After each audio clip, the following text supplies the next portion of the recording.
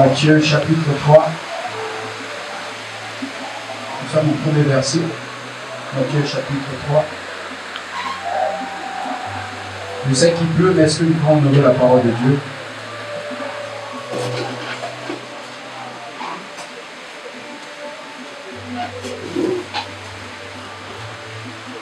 Matthieu chapitre 3, le verset, à partir du verset 1, je vais lire la version du second.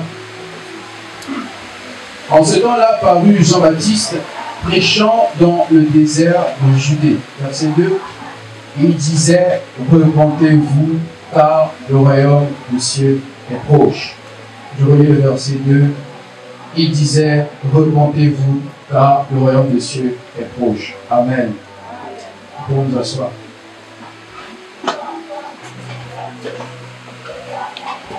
Alors nous bénissons le Seigneur pour ces moments que nous passons ici.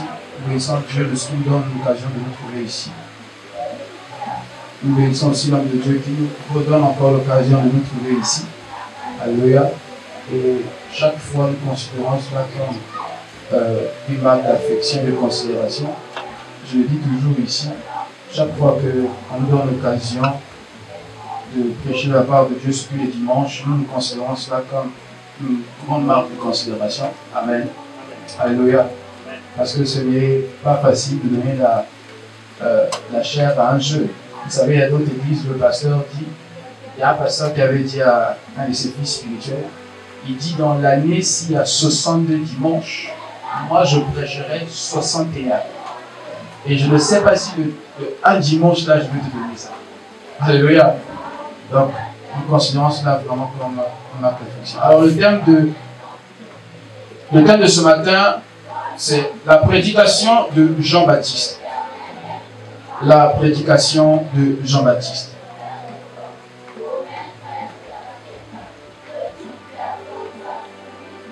Alors, depuis un moment, par la grâce de Dieu, nous sommes en train depuis, ça fait 2 semaines, nous sommes dans le livre de Matthieu. Nous avons déjà eu à échanger sur le chapitre 2. Et ici, on nous parle de la prédication de Jean-Baptiste. Alors, le verset 1 nous dit, en ce temps-là, parut Jean-Baptiste prêchant dans le désert de Judée. Le contexte de ce verset, sinon de ce chapitre, on dit en ce temps-là. Pourquoi on dit en ce temps-là? D'autres versions disent à cette époque ou dans cette période apparut Jean-Baptiste. Dans quelle période on parle? Pour comprendre ça, il faut revenir depuis le chapitre 2. Parce que le chapitre 2, nous avons lu ça la semaine passée déjà. Dans le chapitre 2, on parle des conditions de la naissance de Jésus-Christ. Alléluia. Et on parle de comment Jésus est né, on parle de ce qui s'est passé, on parle des rois Hérode, on parle des rois H qui ont eu à venir visiter l'enfant Jésus. Et après, on parle de comment Jésus a été emmené quand il était bébé par Joseph et Marie. Au travers d'un songe, un ange est venu apparaître à Joseph et lui a fait comprendre de quitter d'aller en Égypte. Et quelques temps après, il est venu encore apparaître à Joseph. Il lui a dit de quitter maintenant cette fois-ci et de retourner dans son pays natal. Alléluia. Et la fin de ce verset, de ce chapitre, j'allais dire, on nous parle de Jésus-Christ de Nazareth. Et quand on tombe dans le chapitre 3 maintenant, on nous dit en ce temps-là, en cette époque où Jésus, après cette époque-là, ça va dire, où Jésus est né, où l'enfant Jésus a eu à naître miraculeusement, on nous dit, dans cette tranche d'époque-là, peut-être, ça peut être une année, on ne sait pas, ça peut être peut-être 5 ans après, je ne sais pas exactement. Mais on nous dit qu'apparaît un homme nommé Jean-Baptiste. D'autres versions disent Jean le Baptiste. Alléluia. Et on nous fait comprendre une chose. Jean-Baptiste n'était pas un homme juste comme ça qui est né et qui a apparu soudainement. On nous dit que c'est un homme qui prêchait dans le désert de Judée. Alléluia. Alors Jean-Baptiste ici, pour les théologiens, même on peut le voir dans la Bible, Jean-Baptiste, on va dire que c'était le cousin de Jésus. Pourquoi? Parce que Jean-Baptiste et Jésus, on peut dire qu'ils pouvaient avoir un écart de 6 mois. Et donc c'était des gens de la même famille. Parce que la mère de Jean-Baptiste s'appelle Élisabeth. Et la mère de Jésus s'appelle Marie. Et Marie et Élisabeth sont des sœurs. Alléluia. Alléluia. Amen. Alors on nous dit ici, en ces temps-là, en cette période-là, où Jésus était déjà né, ou peut-être Jésus avait sûrement grandi, parut Jean-Baptiste. Si on dit il a grandi parce qu'on se dit 6 ans et quart de 6 mois, et si Jean-Baptiste est capable de prêcher, on suppose que Jésus était déjà aussi grand. Il prêchait dans le désert de Judée. Il disait, repentez-vous car le royaume des cieux est proche. Alléluia. Repentez-vous car le royaume des cieux est proche. Pour une parenthèse, ici on ne nous dit pas que Jean-Baptiste prêchait dans les synagogues. On ne nous dit pas que Jean-Baptiste prêchait dans les grandes méga-churches, les grandes églises. On ne nous dit pas que Jean-Baptiste prêchait devant des milliers de gens. On nous dit qu'il prêchait dans le désert. L'espace, le lieu, sinon la chair de Jean-Baptiste était dans le désert. Alléluia. Alléluia. Il était dans un espace qui était tellement grand qu'il pouvait accueillir des milliers de personnes. Parce que le désert, ce n'est pas un endroit fermé, c'est un endroit ouvert. Alléluia. Et on peut supposer aussi que dans cette époque, avec l'écho qu'il y avait dans le désert, Jean pouvait parler tellement, le vent pouvait emporter la voix de Jean, de telle sorte à ce que cette voix résonne pour toutes les personnes qui sont loin. Alléluia. Et le verset 2 nous dit, il disait, repentez-vous car le royaume des cieux est proche. Alors, le mot qui nous intéresse ici, c'est repentez-vous. Qu'est-ce que la repentance? Alors, la repentance, il y a beaucoup de définitions. Nous allons essayer de donner une définition. La repentance, c'est une douleur qu'on éprouve de ses péchés. La repentance, c'est une douleur qu'on éprouve de ses péchés. Ça vient du mot grec métanoïa. C'est souvent important de... Moi, je fais souvent l'étude des mots et je cherche l'origine. L'origine de ce mot, le mot grec de repentance, c'est métanoïa. Métanoïa signifie un changement de mentalité. Alléluia. Un changement de mentalité, un changement d'intention, deuxièmement, et un changement de pensée, troisièmement. Donc, quand on parle de repentance, ici, dans le sens du mot métanoïa, on nous parle de ce changement de pensée, de ce changement de comportement, de ce changement de mentalité, ou même d'intention. Alléluia. Ça veut dire que celui qui se répand, c'est une personne qui a eu à... C'est-à-dire qu'il faisait quelque chose, il voulait aller quelque part, parce qu'on parle d'une intention, il voulait faire quelque chose. Le fait pour lui d'arrêter de faire cette chose, de dire je ne vais plus le faire, à partir de maintenant, je stoppe avec ça, c'est un changement qu'il y a eu dans ses pensées. Alléluia. Alors, la repentance, elle consiste à revenir à Dieu. Parce que le but de la repentance n'est pas simplement de dire ok, je ne veux plus, je ne fais plus, ça suffit. Le processus de la repentance ne s'arrête pas simplement à dire, à changer la pensée. Il faut emmener la pensée jusqu'au bout. Ça veut dire qu'il faut l'emmener jusqu'à revenir à Dieu. Alléluia. Amen. Alors, dans la repentance, ça c'est pour ceux qui ont fait même des cours de baptême le savent. On va juste énoncer. Dans la repentance, on revient à Dieu au travers de 5 attitudes. Premièrement, on regrette ses péchés. Dans la repentance, il y a l'action de regretter ses péchés. Jean-Baptiste dit au peuple d'Israël, il dit, repentez-vous car le royaume des cieux est proche. Il dit en fait, toutes les personnes, vous qui commettez le mal, vous qui êtes dans le péché, vous qui faites des choses qui ne sont pas dignes des enfants de Dieu, vous qui faites des choses que Dieu n'approuve pas, repentez-vous. En d'autres termes, acceptez que ce que vous faites c'est mal et commencez à le regretter. Parce que tu ne peux pas te repentir sans commencer par regretter ce que tu es en train de faire. Alléluia. Et la repentance ne concerne pas seulement les non-croyants. La repentance, on l'a faite ici même tout à l'heure. Alléluia. Quand on arrive en culte, on dit bien aimé, nous allons élever nos voix, nous allons implorer le pardon de Dieu. C'est aussi une repentance. Alléluia. C'est une sorte de repentance. Ça veut dire qu'on regrette ses péchés. Parce que, étant chrétiens, nous sommes tous des pécheurs. Malgré que nous sommes chrétiens, nous sommes des pécheurs. Il nous arrive de pécher à plusieurs manières. Alléluia. Et donc, il y a aussi dans la repentance, il y a aussi l'action de renoncer. Après avoir réalisé ses péchés, on décide de renoncer au mal. Il dit à Israël, en d'autres termes, il dit, renoncez à vos péchés car le royaume de Dieu est proche. Renoncez à ce que vous faites de mal car le royaume de Dieu est proche. Troisièmement, toujours dans ces attitudes, ces 5 attitudes, il y a aussi rétablir. Certaines personnes, lorsque tu as eu à faire quelque chose, tu as eu à faire un détournement d'argent, tu as eu à voler quelque chose, tu as eu à prendre ce qui n'est pas de toi, ce qui n'était pas à toi. Lorsque tu te réponds, tu dois rétablir ce que tu as fait. Et aussi rétablir la vérité. Si tu sais que tu avais menti au pasteur, c'est le moment de te repentir. Parce qu'il y a certains qui viennent entrevue avec le pasteur, ils viennent voir le pasteur, et des fois il est même fatigué, il te reçoit pendant 1 heure. Tu pleures, pasteur, regarde, ma vie ça ne va pas, ça ne marche pas, et tout. Et le pasteur, bon, selon ce que l'Esprit lui demande, il peut prier pour toi. Et il se met, des fois les intercesseurs, le pauvre papa Enoch se met avec les frères Régis en train d'intercéder, on chasse les démons. Alors qu'au fond de toi, tu sais la raison pour laquelle tu es dans ce péché. Tu sais la raison pour laquelle tu es dans cette situation. C'est à cause d'un péché. Tu as commis la fornication, tu as commis l'adultère avec quelqu'un, et tu viens auprès du pasteur, tu ne dis pas ça. Et tu dis non, c'est parce que j'ai des liens de famille, il y a ceci et cela. Alors que la vraie raison, c'est autre chose. Quand tu dois te répondre, tu dois dire la vérité. Parce que la délivrance vient lorsqu'on libère ce qu'on a au fond de nos cœurs. Amen.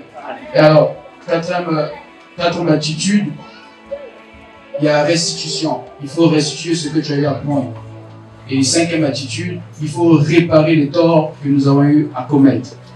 Tu peux avoir fait du mal à quelqu'un. Lorsque tu te réponds, tu dois réparer les torts que tu as eu à commettre. Alors, Jean-Baptiste, le verset 3 nous dit, Jean est celui qui avait été annoncé par Isaïe le prophète lorsqu'il dit, c'est ici la voix de celui qui crie dans le désert. Préparez le chemin du Seigneur, aplanissez ses sentiers. Alors nous avons dit la prédication de Jean-Baptiste. La prédication de Jean-Baptiste. Jean, celui qui, le verset 3 nous détaille qui était Jean. On nous dit c'est celui qui avait été annoncé par Isaïe le prophète lorsqu'Isaïe dit c'est ici la voix de celui qui crie dans le désert. Pourquoi? Parce que Jean aussi prêche dans le désert. Alléluia. Il préparait le chemin du Seigneur, aplanissait ses sentiers. La mission de Jean dans on va dire son CV, c'était celui qui devait crier dans le désert et qui devait préparer la voie du Seigneur. Alléluia. Amen. Et j'ose nous dire ici aussi, parmi nous les chrétiens, il y a aussi des Jean-Baptiste. Nous sommes appelés, comme Jean-Baptiste, nous aussi, à préparer le chemin pour les autres. Alléluia. Nous sommes appelés, nous aussi, à annoncer aux hommes la repentance. Amen. Amen. Alors, dans la repentance, il y a aussi, dans ce processus de repentance, il y a ce qu'on appelle la conversion. Lorsque quelqu'un décide de se repentir, il doit se convertir. Alléluia. Amen. Alors, la conversion, c'est quoi? La conversion, selon le terme hébreu chou, s'explique un changement, un revirement, comment dire ça? Un revirement chez une personne. Un revirement chez une personne. Ça veut dire ceci. Est-ce que je peux avoir un frère? Emmanuel, viens s'il te plaît. Regarde comme ça. Alors, la conversion, c'est quoi? Ça, c'est le frère Emmanuel. Supposons qu'il est en train de partir quelque part. La direction qu'il est en train de prendre, c'est celle-là. Alléluia. Amen. Tout le monde me suit? Amen.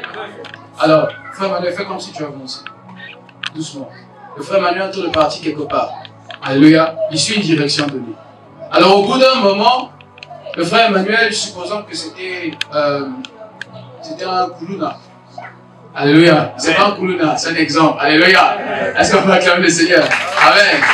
Alors, quand on voit quelqu'un de cher, c'est pas un Kuluna. Amen. Alors, le frère Emmanuel, supposons que c'est un Kuluna, c'est un bandit, c'est quelqu'un qui fait du mal aux gens. Alors, dans son processus de vie, pendant qu'il est en train d'avancer, il fait du mal, et il rencontre certaines situations. Un jour, il rencontre quelqu'un qui lui fait comprendre que Jésus l'aime, et Jésus veut qu'il puisse changer de vie. Et il ne croit pas, il dit, bon, frère, tu as un plusieurs, voilà. Moi, je fais quelque chose. Il est concentré quelque part. C'est comme aujourd'hui, il y a beaucoup de chrétiens qui se retrouvent dans cette situation. Beaucoup de gens, on va dire, tu entres aller quelque part et quand on vient te dire, tu dis, pasteur, ah ça c'est après. Et le frère Emmanuel avance. Au fur et à mesure qu'il avance encore, sa vie est en train de continuer à avancer. Et à un moment donné, il s'arrête. Et à un moment donné, il s'arrête, il rencontre quelque chose. Il se rend compte que ce qu'il est en train de faire, c'est mal. Il tue les gens, il blesse les gens, il vole les gens. Et dans sa conscience, parce que chaque homme en nous, Dieu a mis une conscience. Même celui qui n'a pas le Saint-Esprit, il a une conscience. La preuve, les enfants, même un enfant de 3 ans, quand il sait qu'il a dit un gros mot, il sait au fond de lui qu'il a fait du mal. Même si tu ne lui dis pas. S'il a cassé le téléphone de papa, quand papa va revenir, il va commencer à pleurer lui-même. Ah, j'ai cassé le téléphone de papa. Mais qui lui a dit ça? Il sait au fond de lui parce qu'il a une conscience qui l'emmène à croire, à comprendre que ce qu'il fait, c'est mal. Et donc le frère Emmanuel, sa conscience commence à lui parler. À lui faire comprendre que ici, ce qu'il est en train de faire, c'est mal. Sa voix de lui dire non, non. Il se rappelle des voix qu'il a eu à entendre autrefois qui lui avaient fait comprendre que ce qu'il fait, ça, ce n'est pas bien. Et il commence à changer sa façon de penser. Dans sa tête, il commence à se dire que je ne veux plus faire ça. Je ne veux plus continuer à faire ça. Je ne veux plus marcher dans le péché. Je ne veux plus commettre l'adultère. Je ne veux plus commettre la fornication. Je ne veux plus mentir. J'en ai assez de tout ça. Ça me fatigue cette vie. Qu'est-ce que le frère Emmanuel fait? Le frère Emmanuel commence à changer le chemin. Le frère Emmanuel regarde devant. Il commence à faire ce qu'on appelle... Là, il fait un demi-tour. Hein? C'est un demi, hein? Un demi-tour. Le frère Emmanuel commence à se rendre compte que je ne veux plus regarder là où je regardais avant. Je vais changer de vie. Et au fur et à mesure, ça commence à devenir tellement fort dans son cœur, dans son esprit. Le frère Emmanuel commence à changer totalement de direction. Le frère Emmanuel regarde en direction du pasteur. Le frère Emmanuel fait un quart de tour. Il se rend compte que ce qu'il fait, ce qu'il faisait, c'était mal. Alors, il donne le dos à là où il était en train de partir. Alléluia. Ça veut dire qu'il partait vers le péché comme ça. Le frère Emmanuel dit non, je ne veux plus aller vers le péché parce que le dos qu'il donnait avant, il donnait le dos à Dieu. Et il est en train d'aller vers le péché. Et le frère Emmanuel dit non, je ne veux plus mentir, je suis fatigué de ça. Je ne veux plus pécher, je suis fatigué de ça. J'en ai marre, je ne veux plus de cette vie. C'est difficile, je ne veux plus vivre ça. Je veux maintenant me tourner vers celui qui peut me donner la délivrance. C'est Jésus. Le frère Emmanuel commence à marcher. Il commence à marcher, il se tourne, il se tourne. Ça, c'est ce qu'on appelle la conversion. Est-ce que tu peux acclamer le Seigneur? Amen, merci frère Emmanuel. Acclamons le Seigneur. Alléluia. Alors la conversion, c'est se détourner, c'est un changement radical. Ça veut dire c'est un virement. Je partais vers le péché, je partais vers une direction, je décide de changer de route. C'est ce qu'on appelle la conversion. Donc Jean-Baptiste il dit au peuple d'Israël, vous qui marchez dans le péché, vous qui étiez autrefois des hommes impurs, vous qui faites le mal, vous qui faites ce qui n'est pas bien, repentez-vous, c'est-à-dire changez de direction, change de direction, donne le dos à là où tu tentes de voir. Donc si tu partais à droite devant comme ça, donne le dos, va maintenant là où tu tentes de repars maintenant. C'est ça la repentance. Alléluia. Donc lorsque quelqu'un se répand, il doit avoir une conversion. C'est pour ça qu'on va dans l'église. C'est pour ça qu'on va dans l'église beaucoup de chrétiens qui ne sont pas réellement convertis. Alléluia. Amen. Alléluia. Alléluia. Aujourd'hui, je vais prendre l'onction de l'évangéliste Steve. Alléluia. Ancien Steve.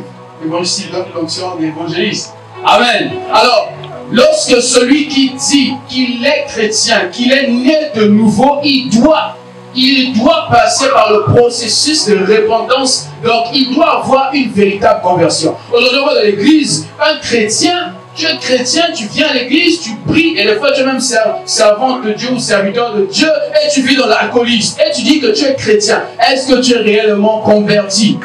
Est-ce que tu es réellement converti? Tu es une sœur de l'église, tu dis que tu veux le mariage, mais tu sors avec tes frères par-ci par-là. Est-ce que tu es réellement converti? Tu viens dire au pasteur, maintenant je vais me marier, tous en frère, moi on te voit, tu es en train de déranger toutes les sœurs de l'église et aux environs. Est-ce que tu es réellement converti? Demande à ton voisin, est-ce que tu es réellement converti?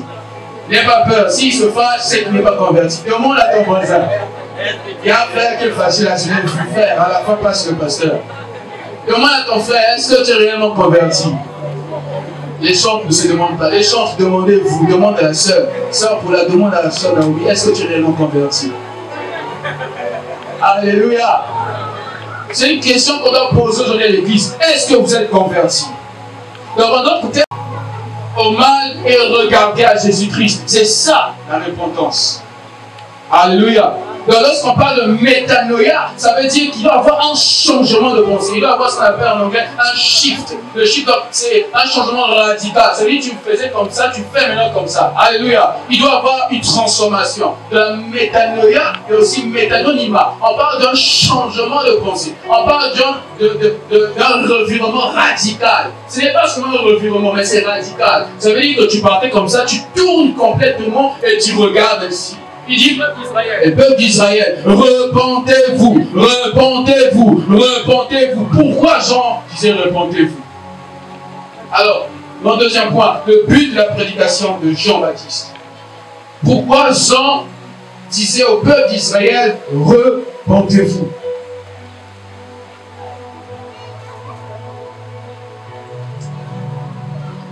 Premièrement, le but de la prédication de Jean, premièrement, il voulait faire comprendre que tous les hommes sont des pécheurs. Alléluia.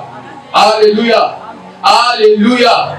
Tous les hommes sont des pécheurs. Si tu es ici, tu vois que tu es saint, c'est vrai que tu es saint parce que tu es en Jésus, mais tu es pécheur. Tu portes en toi le péché.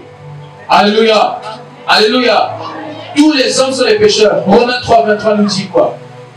Car tous ont péché, et sont privés de la gloire de Dieu. Il n'y a pas de juste, pas même un seul. Il n'y a pas de juste, pas même un seul. Bien-aimés, si nous sommes saints par la grâce de Dieu. Alléluia. Il n'y a personne qui est saint par ses efforts. Il n'y a pas un homme qui s'appelle Saint Joseph. Il n'y a pas un homme qui s'appelle Saint Pierre. Il n'était pas un saint dans le sens qu'il n'avait jamais péché. C'est faux, c'est faux. Il n'y a pas de Saint Paul, il n'y a pas de saint je ne sais pas quoi, il n'y a pas de Saint Steve, il n'y a pas de Saint Nabou, il n'y a pas de Saint tel. Nous sommes saints par la grâce de Dieu. Alléluia. Nous sommes tous des pécheurs, mais nous sommes sanctifiés par Jésus. Il dit, Romains 6, 23,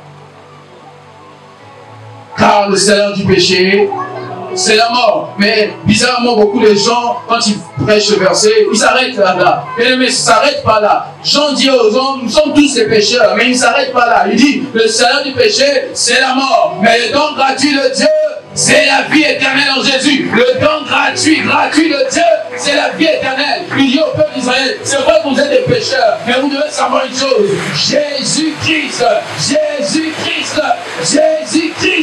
peut vous sauver. Alléluia. Amen. Alors, deuxièmement, le but de la prédication de Jean, le deuxième point. Jean, il voulait qu'ils doivent renoncer à leur mauvaise voie. Le but de la prédication de Jean, c'était que les hommes, donc le peuple d'Israël et tous les hommes, qu'ils aient à renoncer à leur mauvaise voie.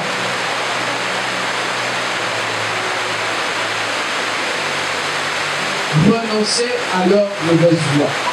Alléluia.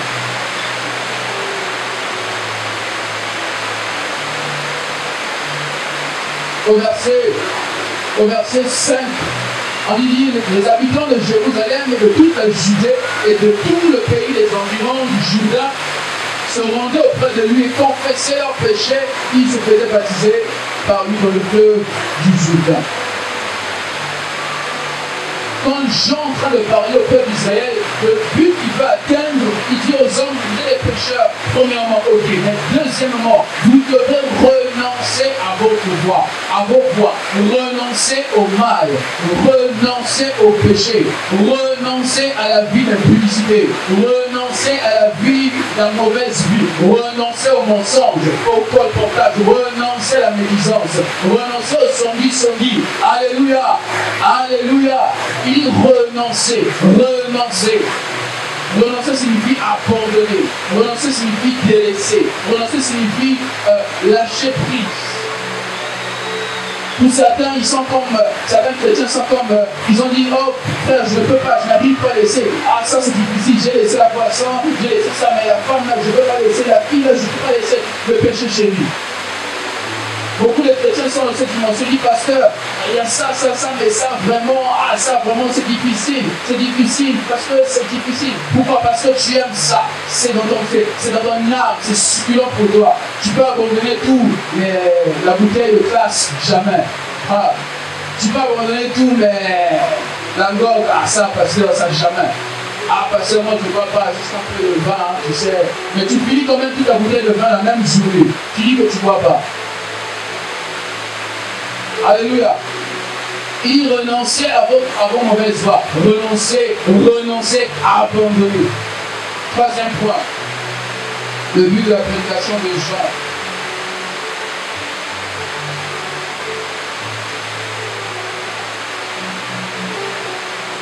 Que les hommes confessent leurs péchés. Nous le voyons au verset 6.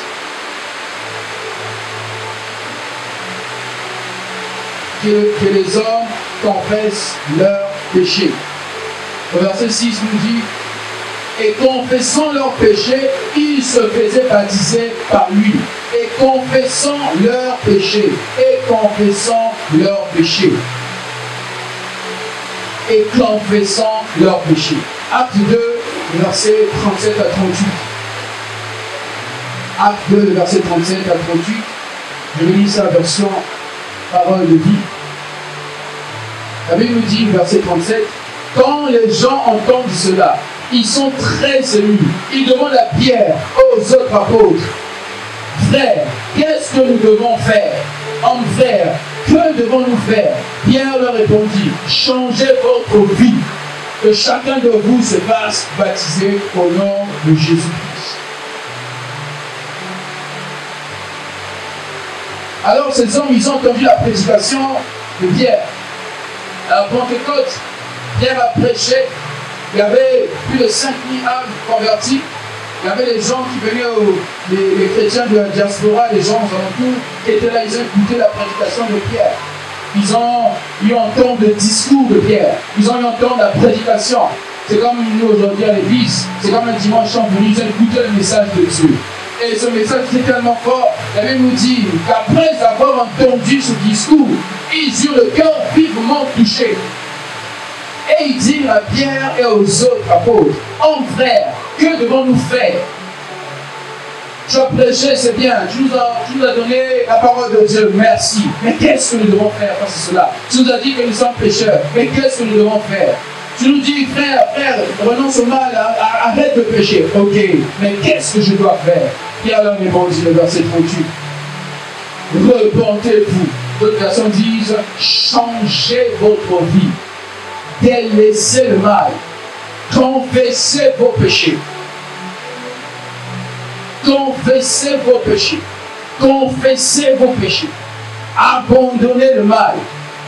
Abandonnez le mal. Alléluia. Alléluia. Ce message résonne encore dans mon cœur. Repentez-vous. Repentez-vous. Repentez-vous. Jean était dans le désert, bien-aimé. Il pouvait dire beaucoup de choses. Il pouvait prêcher ce qu'on appelle aujourd'hui l'évangile de la prospérité. Alléluia. Il pouvait dire, bien-aimé, venez ici à MD, vous aurez des maisons, vous aurez beaucoup d'argent, vous ne pouvez pas le passer une voiture, vous aussi vous aurez une voiture. Il pouvait prêcher comme ça. Il pouvait dire, non, venez, vous les femmes qui cherchez le boulot, vous aurez le boulot. Tu cherches mari, il sait l'église, les hommes qui ont l'argent, on va te pousser. Il pouvait dire au peuple d'Israël, venez voir, regardez les miracles. Il pouvait faire tomber les gens et faire des prophéties par-ci par-là. Alléluia. Il pouvait faire aux gens les kékites. Il pouvait dire non, recevez l'argent, il pouvait faire des dons partout. La Bible nous dit que Jean dans le désert, il prêchait. Et son message, il disait aux gens, repentez-vous, repentez-vous, changez votre vie. Je vais le répéter encore, repentez-vous, repentez-vous, repentez-vous, repentez-vous, repentez-vous. Je ne sais pas quel micro il avait, mais je sais qu'il y avait une sono compliquée là-bas. Parce qu'il était dans le désert, il y avait des gens qui venaient. La Bible dit au verset 5, on dit, les habitants de Jérusalem et de toute la Judée. Et il dit encore, il dit, et tout le pays des environs du Jourdain. Et tout ça, ils faisaient quoi? Ils se rendaient auprès de Jean. Pourquoi? Pour écouter le message. Quel message? La repentance. Bien aimé, aujourd'hui, l'Église court vers qui? Vers quel message? On va dans les églises, là, il y a le frère, il y a les prophéties. On a connu les frères de cette église qui ont quitté l'église parce qu'ils disent que le pasteur ici a fait des prophéties. Le pasteur, lui, n'est pas puissant. Les frères de cette église, qui étaient de cette église? Le pasteur a vu à ça, à la Le pasteur a béni avec vraiment. la parole va français. Jamais les miracles. Ça, c'est quelle église? Qui vous a dit que dans l'église doit toujours avoir des miracles? Qui a dit qu'il doit avoir ça chaque dimanche? Qui a dit ça? Il y a des miracles qui sont silencieux, bien aimés. Pendant que je prêche, je sais que quelqu'un au fond de son cœur, la parole est de le toucher. Réponds-toi, arrête le mal. Et quand il décide de changer, c'est un miracle, bien aimé. Est-ce que tu as vu ça? Non, mais dans son cœur, c'est ce qu'on appelle la métanoïa. On parle de changement de pensée. C'est dans le cœur, bien aimé. C'est d'abord dans le cœur. Le vrai changement n'est pas un changement visible d'abord. C'est d'abord un changement interne. Quand tu changes à l'intérieur, après l'extérieur, tu vas changer. Celui qui est mauvais, quand il devient bon, à l'intérieur, il devient bon. Tu vas voir ça maintenant à l'extérieur au travers de ses actions. Alléluia. Alléluia. Premièrement, le but de la prédication de Jean, il voulait qu'il produise des fruits. On peut le voir au verset 8. Le verset 8 nous dit: produisez donc du fruit digne de repentance. La version parole vivante, après quoi il dit: prouvez donc par vos actes que votre changement est réel. Prouvez donc par vos actes. On a dit que la repentance est interne, mais elle doit s'extérioriser au travers des actions. Alléluia. Alléluia. C'est pas moi qui le dis. La version parole vivante, il dit prouvez. Prouvez donc par vos actes que réellement votre changement est réel. Moi, je défie quelqu'un ce matin. Prouve-nous par tes actes que réellement tu es chrétien. Prouve-moi par tes actes que réellement tu chantes. Prouve-moi par tes actions que réellement tu es intercesseur. Prouve-moi par tes actions que réellement tu as chanté l'éternel, tu es prédicateur. Prouve-nous que tu es chrétien au travers de tes actes. Alléluia. On ne dit pas je suis chrétien par la bouche, on montre dans les chrétiens. La Bible nous dit dans le livre des Actes, alors que les disciples étaient assemblés là, à Antioche, on dit que les gens voyaient les disciples faire. On les voyait qu'ils ont de faire ceci, cela. La Bible nous dit que c'est là la première fois que les disciples furent appelés chrétiens. Pourquoi? Parce qu'on voyait leurs actions. On voyait qu'ils marchaient comme Jésus, on voyait qu'ils parlaient comme Jésus, on voyait qu'ils faisaient des choses comme Jésus. Et on a dit, ces hommes-là, ils sont des chrétiens. Pourquoi? Parce qu'ils sont comme Christ. Parce que chrétiens, c'est les petits Christ. Ils sont comme Christ. Ils sont chrétiens. Est-ce que par tes actions, on peut dire que tu es chrétien, bien-aimé? Il dit produisez. Ça veut dire que le veut au-dedans de vous extérioriser. On doit voir que tu es chrétien. Il a dit quelque part, on connaît un arbre par ses fruits. Dis que tu es chrétien. Merci. Montre-nous que tu es chrétien avec toi. Montre-nous que tu es chrétien. Montre-nous que tu es servant de Dieu. Beaucoup de gens se proclament, moi je suis serviteur de Dieu. Ok, un serviteur c'est quelqu'un qui est au service de. Tout à l'heure je disais au chant, tout à l'heure ce matin je disais au chant, vous devez savoir une chose. Vous n'êtes pas, être chant ce n'est pas un privilège. Être chant c'est une responsabilité. Ce n'est pas un privilège. C'est un service que tu rends à Dieu. Et si tu es servant de l'Éternel, tu ne veux pas attendre qu'on te dise, sœur, venez monter pour chanter. Un chant de l'Éternel, il n'a pas besoin qu'on l'invite à venir chanter, à venir rendre son culte. Il vient lui-même se positionnant debout, attendant qu'il vienne rendre culte à Dieu. Alléluia. Un protocole ne veut pas attendre que le pasteur t'appelle, sœur, pourquoi je n'ai pas venu dimanche? Tu sais que tu dois venir à l'église. Un frère de l'église, un chrétien n'attend pas qu'on vienne le visiter. Les chrétiens aujourd'hui pleurent, pasteur n'est pas venu, pasteur, vous avez. Les frères ne sont pas venus nous rencontrer. Tu attends qu'on vienne vers toi. Un véritable chrétien produit du fruit. Alléluia. Alléluia. Il dit, on va lire le verset 9. Et verset 8, produisez donc du fruit dit de repentance. Verset 9. Et ne prétendez pas dire en vous-même, nous avons Abraham pour père. Car je vous déclare que de ces pierres, Dieu peut susciter des enfants. Je vais lire la version en parole de vie. Il dit, ne vous imaginez pas qu'il vous suffit de répéter. Nous sommes les descendants d'Abraham. En effet, regardez ces pierres. Je vous déclare que Dieu a le pouvoir d'en faire des enfants d'Abraham. Jean te dit aux pharisiens, vous croyez que non, parce que vous êtes les enfants d'Abraham, que donc la repentance ne s'applique pas à vous? C'est faux. Ils ont te dit aux chrétiens, vous croyez que non, parce que vous êtes des chrétiens, que vous ne devez pas vous repentir? C'est faux. La repentance concerne tout le monde. Alléluia. Alléluia. La repentance est universelle. Que tu sois bishop, que tu sois pasteur, que tu sois apôtre, que tu sois docteur. Dieu annonce à tous les hommes qui sont à se repentir. Acte 10, on nous dit que Dieu annonce en ces derniers temps, Dieu sans tenir compte des temps d'ignorance, annonce à tous les hommes qu'ils aient à se repentir. À tous les hommes, à tous les hommes, à toutes les femmes, à tout le monde. Nous devons tous nous repentir. Alléluia. Est-ce que tu peux acclamer le Seigneur? Alors le dernier point,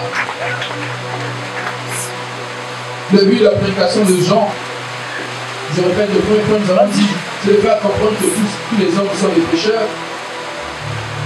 Deuxième point,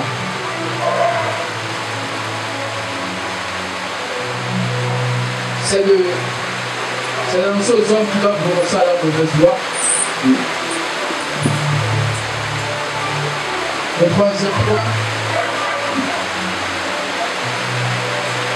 c'est que tous les hommes doivent confesser leurs péchés. Le quatrième point, nous avons dit qu'ils doivent produire les fruits dignes de repentance.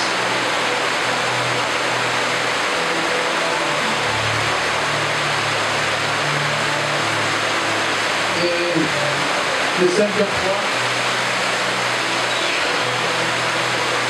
le verset 6 nous dit, le verset 11, moi je vous baptise d'eau pour vous amener à la repentance. Moi je vous baptise d'eau pour vous emmener à la repentance. Donc le dernier point, le but de la prédication des gens, c'était d'emmener les gens à se faire baptiser. Alléluia. Alléluia. Amen. Jean a emmené les gens par un processus qui fait comprendre aux gens que dans la repentance, vous devez nous repentir, vous devez renoncer au péché, vous devez renoncer au mal, vous devez faire ceci, vous devez confesser vos péchés. Et il dit, quand vous produisez des fruits, vous devez produire des fruits de repentance, c'est vrai, mais à la fin de cela, le but c'est que vous devez vous faire baptiser. Alléluia. Alléluia. Alléluia.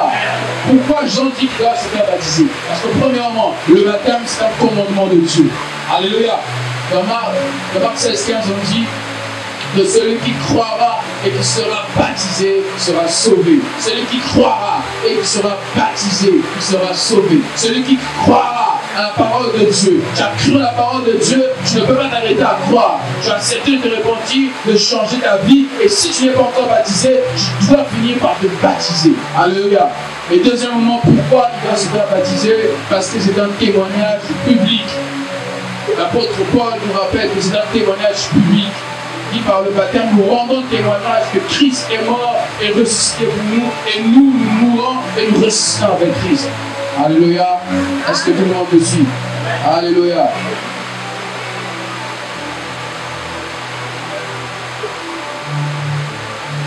Alors le seul message de Jean ici, ça reçu en un seul mot, la repentance.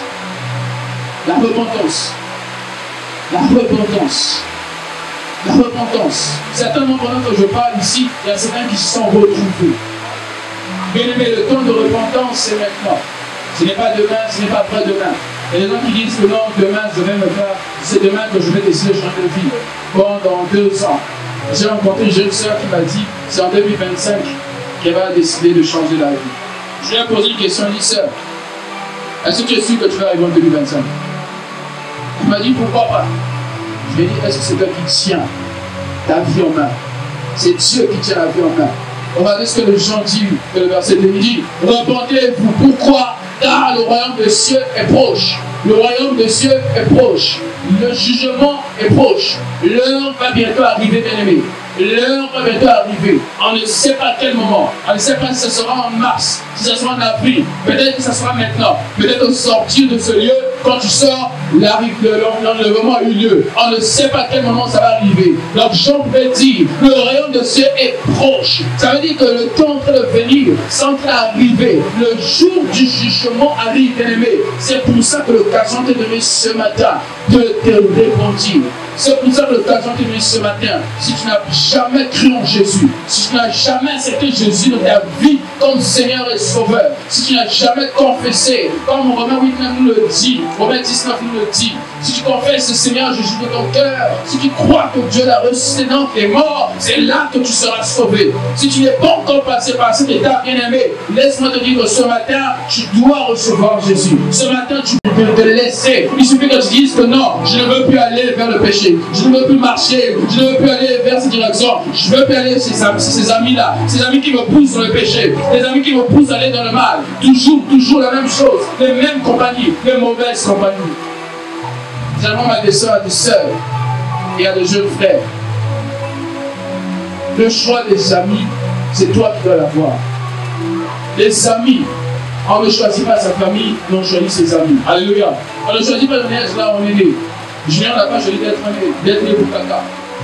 Papa, il n'a pas choisi d'être né Kaya. Il est né Kaya. Mais les gens avec qui il grandit, les gens avec qui il s'assemble, c'est lui qui les choisit. C'est nous qui devons choisir. Arrêtons de dire que non, c'est pas moi, c'est mes amis. Si tu vois que tes amis te poussent à aller vers le mal, ne va plus avec tes amis. Décide de leur donner le dos. Ça fait mal, c'est vrai. C'est difficile, c'est vrai. C'est compliqué, c'est vrai. Tu peux avoir 50 amis, c'est pas grave. Laisse que si tu te retrouves avec 0 ami, sache qu'il y a un ami, l'ami fidèle, Jésus-Christ. Nous le chantons tous les jours ici. Oui, il est fidèle, il est fidèle. On l'appelle le faithful friend, l'ami fidèle, le fidèle ami. Même si tout le monde te rejette, c'est pas grave. Moi, j'avais beaucoup d'amis, beaucoup d'amis. J'étais la star dans ce temps. J'avais des amis entraînés ensemble. Lorsque j'ai commencé à changer, lorsque j'ai subi la métanoïa, lorsque j'ai changé de direction, ils me disaient pourquoi tu ne viens plus avec nous, mais tu n'écoutes plus mes Kings avec nous, pourquoi? Toi tu écoutes tous les jours les Matou Samuel, tu écoutes tous les jours les Papa Moto, c'est qui? C'est quoi cette musique?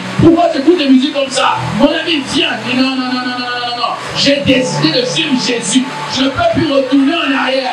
Quand tu as décidé de suivre Jésus, je ne peux plus repartir en arrière. Si tu es chrétien, je ne peux pas repartir dans les choses du monde. Le païen, il porte des habits, des petits tubes, des petits habits, et toi aussi tu portes les mêmes habits. Quand tu es païen, tu portes les mêmes habits. Tu es chrétien, tu portes les mêmes habits. Où est le changement? Où est la différence? Où est le changement? Où est ta repentance? Où est ta conversion?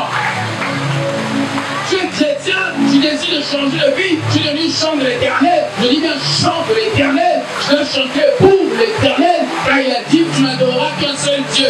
Tu n'auras pas d'autre Dieu devant ma face. Et toi, avant tu écoutais Rihanna, avant tu écoutais Beyoncé, avant tu écoutais Matt James, avant tu écoutais je ne sais plus quoi, tu es même chrétien, tu continues à écouter les mêmes chansons. Où est ta conversion?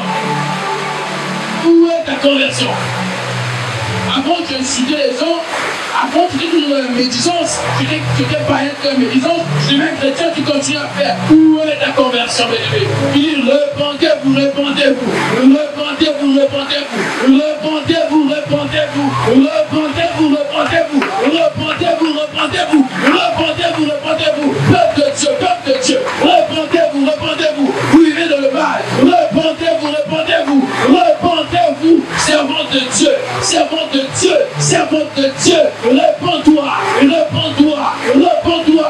Je t'appelle à repentance. Toi qui ne connais pas Jésus, toi qui ne connais pas Jésus, je t'appelle à repentance. Est-ce qu'on peut acclamer le Seigneur? Est-ce qu'on peut acclamer royalement le Seigneur? Est-ce qu'on peut acclamer royalement le Seigneur? Est-ce que tu peux acclamer le roi des rois?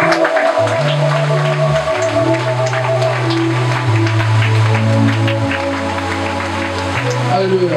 Alors, nous allons rester debout.